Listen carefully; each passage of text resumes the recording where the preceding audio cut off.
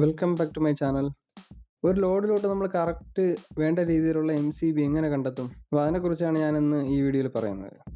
ഒരു ലോഡിലോട്ട് വേണ്ട MCB select ചെയ്യാന്ന് വെച്ച് കഴിഞ്ഞാൽ അതൊരു ബുദ്ധിമുട്ടുള്ള കാര്യമാണ്. നമ്മൾ ഏകദേശ രൂപത്തിൽ വേണമെങ്കിൽ ഏകദേശം ഐഡിയ വെച്ചിട്ട് നമുക്ക് സെലക്ട് ചെയ്യാം. പക്ഷെ അങ്ങനെ അല്ലാതെ ഒരു തിയറിറ്റിക്കലി ആയിട്ട് നമുക്ക് കാൽക്കുലേറ്റ് ചെയ്ത് ചെയ്യുന്ന കാര്യത്തിൽ ബുദ്ധിമുട്ടുള്ള കാര്യമാണ്. MCB എന്ന് പറയുന്നത് വളരെ ഇമ്പോർട്ടൻ്റ് ആയിട്ടുള്ള ഒരു ഡിവൈസാണ്.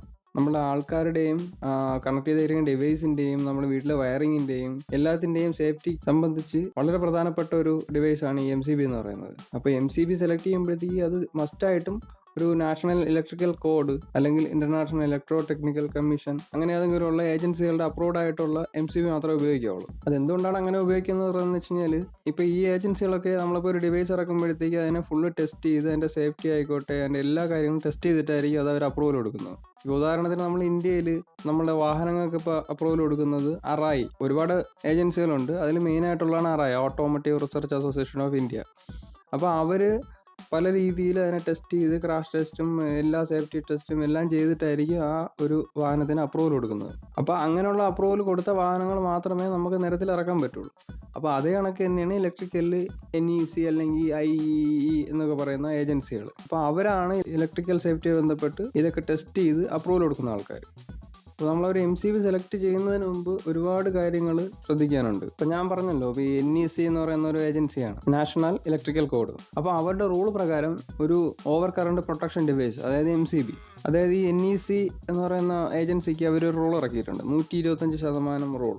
അപ്പോൾ ആ റൂള് പറയുന്നതെന്ന് വെച്ച് കഴിഞ്ഞാൽ ഒരു ലോഡ് കണക്ട് ചെയ്തിരിക്കുന്ന MCB ഈ ലോഡിൻ്റെ 125% മാക്സിമം കണ്ടിന്യൂസ് ലോഡ് വഹിക്കാൻ കാപ്പബിലിറ്റി ഉള്ളതായിരിക്കണം. അല്ലെങ്കിൽ ഇനി ലോഡിനെ സംബന്ധിച്ചിടത്തോളം ഒരു MCBയിലോട്ട് നമ്മൾ കയ്യിലുള്ള ലോഡിൻ്റെ 80% കൂടുതൽ കൊടുക്കാൻ പാടില്ല, കണ്ടിന്യൂസ് കറണ്ടിനാണെങ്കിൽ, കണ്ടിന്യൂസ് ലോഡിനാണെങ്കിൽ. ഉദാഹരണത്തിന് ഞാനിവിടെ പറയാം. അപ്പോൾ നമ്മുടെ കയ്യിലൊരു 40 ആമ്പിയർ MCB ഉണ്ട് ഡിസ്ട്രിബ്യൂഷൻ ബോർഡിൽ. അപ്പോൾ നമുക്ക് എങ്ങനെ മനസ്സിലാവും എത്ര മാക്സിമം ലോഡ് കൊടുക്കാൻ പറ്റുമെന്നുള്ളത് എങ്ങനെ മനസ്സിലാവും? അതിനൊരു കാൽക്കുലേഷൻ ഉണ്ട്, ഞാൻ ഈ മോളിൽ പറഞ്ഞ NECയുടെ 125% റൂൾ പ്രകാരം. അപ്പോൾ അതിനിങ്ങനെയാണ് കാൽക്കുലേറ്റ് ചെയ്യേണ്ടത്. നമ്മുടെ കയ്യിലിരിക്കുന്ന MCBയുടെ മാക്സിമം ആമ്പിയർ റേറ്റിംഗ് എന്ന് പറയുന്നത് 40 അപ്പോൾ 40 × 80%.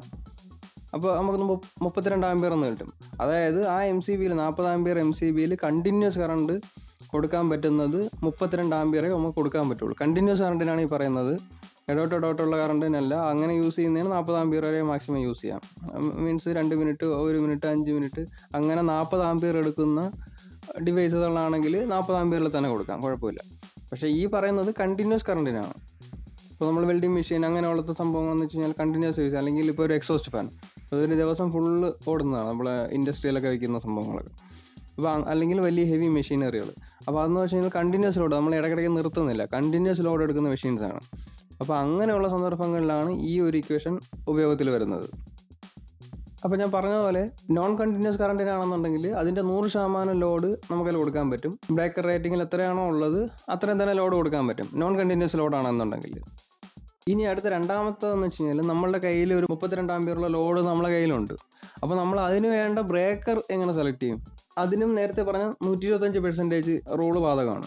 അതായത് നമ്മളുടെ 32 ആമ്പിയർ ലോഡ് നമ്മളെ കയ്യിലുണ്ടല്ലോ, അപ്പോൾ ആ 32 ആമ്പിയർ × 125%, അതായത് 40 ആമ്പിയർ കിട്ടും. അതായത് ആ ലോഡിൻ്റെ 125% എങ്കിലും കണ്ടിന്യൂസ് കറണ്ട് വഹിക്കാൻ പറ്റുന്ന maximum over current protection device, അല്ലെങ്കിൽ MCB അങ്ങനെയുള്ള എന്തെങ്കിലും ഡിവൈസ്, ആ ഡിവൈസേ ഉപയോഗിക്കാൻ പറ്റുള്ളൂ. അപ്പോൾ ഈ 32 ആമ്പിയറിൻ്റെ 125% എന്ന് പറയുന്നത് 40 ആമ്പിയറാണ്. അപ്പോൾ 32 ആമ്പിയർ കണ്ടിന്യൂസ് ലോഡ് എടുക്കുന്ന ഒരു ലോഡിന് 40 ആമ്പിയറുള്ള MCB ആയിരിക്കണം വെക്കേണ്ടത്.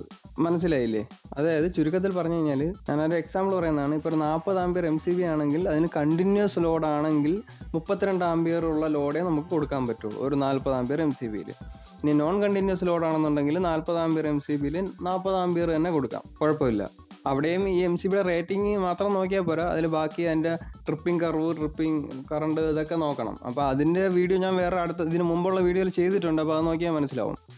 അതായത് ഞാൻ പറഞ്ഞിട്ടുണ്ട്, അതിൽ ബ്രേക്കേഴ്സ് പലതരമുണ്ട്, B ഉണ്ട്, C ഉണ്ട്, D, K, Z അങ്ങനെയുള്ള പലതരത്തിലുള്ള ബ്രേക്കറുണ്ട്. അപ്പോൾ അത് ഏതിനൊക്കെയാണ് യൂസ് ചെയ്യുന്നത്, അങ്ങനെയുള്ള കാര്യങ്ങളെല്ലാം അതിൽ പറഞ്ഞിട്ടുണ്ട്. അപ്പോൾ അത് നോക്കി കഴിഞ്ഞാൽ നിങ്ങൾക്ക് മനസ്സിലാവും, കുറച്ചുകൂടെ മനസ്സിലാവും.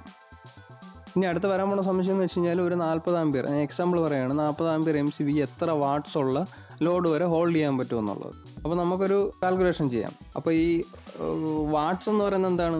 വോൾട്ടേജ് ഇൻറ്റു കറണ്ടാണ്. അപ്പോൾ വോൾട്ടേജ് നമുക്കറിയാം, നമ്മൾ കൊടുക്കുന്ന 230 അല്ലെങ്കിൽ 240 വോൾട്ട്. അപ്പോൾ ഇവിടെ ഞാൻ ഉദാഹരണത്തിന് എഴുതിയിരിക്കുന്നത് 230 വോൾട്ടാണ്, സിംഗിൾ ഫേസ് 230 വോൾട്ട്. അപ്പോൾ നമ്മൾ ബ്രേക്കറിൻ്റെ സൈസ് എത്രയാണ്? 40 ആംപിയർ ആണ്, റേറ്റഡ് ആംപിയർ. അപ്പോൾ 230 ഇൻറ്റു 40, അതായത് 9200 വാട്ട്സ് എന്ന് കിട്ടും. അതായത് മാക്സിമം അതിൽ കൊടുക്കാൻ പറ്റാവുന്നത് 9200 വാട്ട്സ് ലോഡ് കൊടുക്കാം. പക്ഷേ നമുക്ക് ഇവിടെ വേറെ ഒന്നുകൂടെ കൺസിഡർ ചെയ്യാണ്ട്, അതായത് NECയുടെ റൂൾ പ്രകാരം നമുക്ക് 80% റൂൾ ആഡ് ചെയ്യണം. അതായത് ഈ 40 ആംപിയർ MCBയിൽ ഞാൻ പറഞ്ഞല്ലോ, കണ്ടിന്യൂസ് ലോഡ് ആണെന്നുണ്ടെങ്കിൽ 32 ആംപിയറേ കൊടുക്കാൻ പറ്റൂ. അതായത് 230 ഇൻറ്റു 32 ആംപിയർ, അതായത് 7360 വാട്ട്സേ നമുക്ക് കണ്ടിന്യൂസ് ലോഡായിട്ട് കൊടുക്കാൻ പറ്റുള്ളൂ. ഇപ്പോൾ ഈ ചെറിയ മിക്സി അങ്ങനെയുള്ള കാര്യങ്ങളല്ല പറയുന്നത്, കണ്ടിന്യൂസ് ലോഡ്. അതായത് ചില മെഷീനുകളൊക്കെ ഓണാക്കി കഴിഞ്ഞാൽ ദിവസങ്ങളോളം വർക്കാവും. അപ്പോൾ അങ്ങനെയുള്ള മെഷീൻസിൻ്റെയൊക്കെ കാര്യമാണ് ഈ പറയുന്നത് കണ്ടിന്യൂസ് ലോഡ്.